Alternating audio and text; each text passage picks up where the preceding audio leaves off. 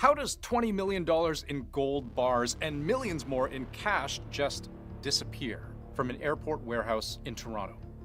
Canada's biggest airport was the scene of a multi-million-dollar heist of gold and other valuables. So the loot was actually inside a cargo container, and it vanished shortly after it was unloaded from a plane. This is something out of a movie. Police barely say anything. They spend a full year investigating, and then this morning, the whole thing blows wide open. We have arrested 9 people, issued 3 Canada-wide arrest warrants, and have laid 19 related charges.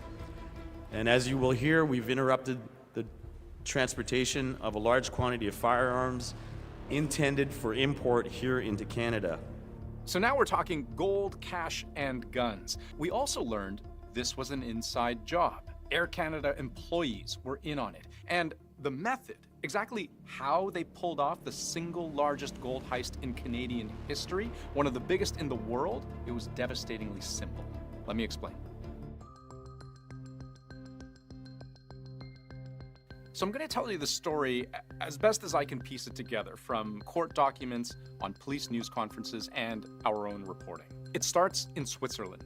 A precious metals refinery has 6,600 gold bars weighing 400 kilograms. That's like the weight of a horse or a grand piano, but in gold.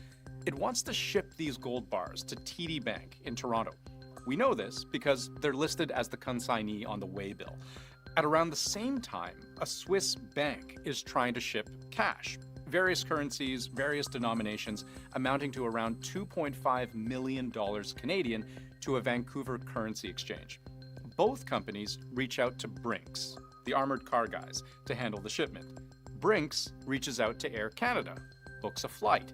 Within days, both shipments are on their way from Zurich to Toronto on Air Canada Flight 881, both apparently in the same shipping container. The flight lands the same day it took off, April 17th, 2023, touchdown at 3:56 p.m. As per normal procedure, the aircraft was unloaded and cargo was transported from the aircraft to a holding cargo facility. So Air Canada still has the goods. But then, and this is the big moment here, within 45 minutes of being deposited at that warehouse, a driver shows up in one of these big 5-ton trucks, backs into the facility, hops out. He's got a waybill, which authorizes him to claim the shipment, except it's not for the gold or cash, it's for seafood. A shipment of seafood that had, in fact, already been claimed the day before. An Air Canada attendant takes the waybill, looks at it, hops in a forklift, grabs the container holding all the gold and cash, loads it into the truck, and the driver leaves, $22.5 million richer.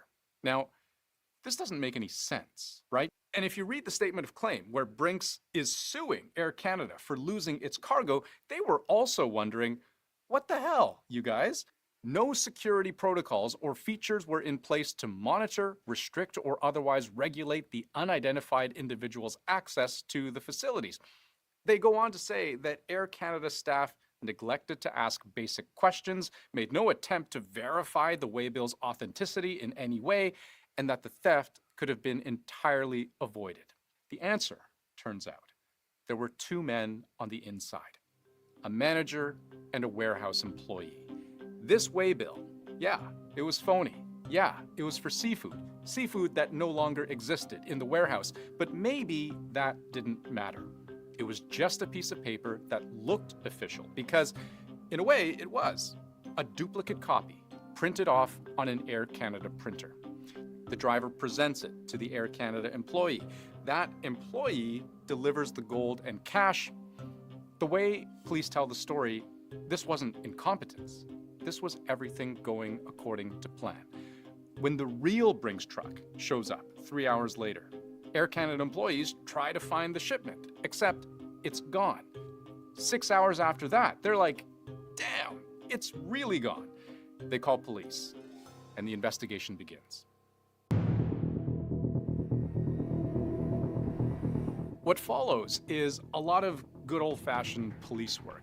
They canvass hundreds of homes and businesses, literally going door to door, looking for any video, any witness accounts that might be helpful, and they managed to piece together, after the fact, what happened when the truck left the Air Canada facility. Westbound on Britannia, southbound on Dixie, westbound on Highway 401. The truck stays on that highway for about 45 minutes, heads north at Milton, but there it becomes more rural.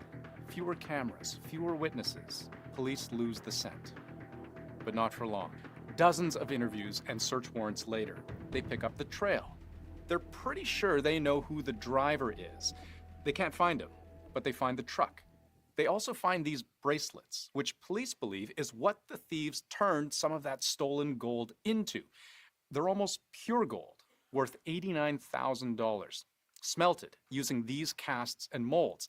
They also find a paper trail, about $430,000 in Canadian cash. Perhaps, they say, the profits made by selling some of the gold, and they make several arrests. Amit Jalota, Ahmad Chowdhury, Ali Raza, Prasath Paramalingam, and Parampal Sidhu. He was, allegedly, one of the Air Canada employees working on the inside. Police are still looking for Simran Preet Panazar, that is allegedly the other Air Canada employee working at the time of the theft, Archit Grover, and Arsalan Chowdhury. But if you're counting, that's 8 people. Who and where was the 9th? This case started last September with a late-night traffic stop by the Pennsylvania State Police after a keen trooper noted some minor motor vehicle violations. It was a bit of luck that police in Pennsylvania, about halfway between Pittsburgh and Philadelphia, ended up stopping the driver of a rental vehicle last September. That driver, police say, was the same man who drove the truck used in the gold heist, Durante King McLean from Brampton. The driver, Durante King McLean from Ontario, was illegally in the United States and fled on foot when troopers discovered the firearms in his rental car. Police found 65 guns in that car, and authorities say those guns were heading to Canada. One of those firearms had an obliterated serial number, 11 of them were stolen, and 2 of them were converted to fully automatic machine guns under United States federal law. King McLean is still in American custody, has been for months. He apparently could face up to 35 years in jail. But this is where our story both ends and begins, in a way. Police repeat at one point, over and over again, that this isn't just the story of a one-off gold heist. It's the story of organized crime, expanding its reach, expanding its power. The reality of crime today and the criminal networks that we see is they do not specialize. So you take profits from one criminal venture and then invest them into others. It's not just the theft of cargo. This is a dotted line to people's well-being anywhere in this country, wherever those firearms ended up. Police believe the proceeds of that gold heist paid for weapons like this. Right now, they're still working on tracking down the rest of the money. But they admit gold, once it's melted down, can become anything. So gold's fairly unique where there's no DNA in gold. So if you change from a solid state, you were to melt it down and put it in a different state, it's very, very difficult for us to tell if it's from the same one. So we believe the gold has been melted down and reconstituted into local and possibly international markets. It can be done, unfortunately, fairly easy, and that's what we're trying to find out. So $89,000 in bracelets aside, there's still nearly the full $20 million outstanding. They don't know where it is, what it's been spent on, or whether they'll get any of it back.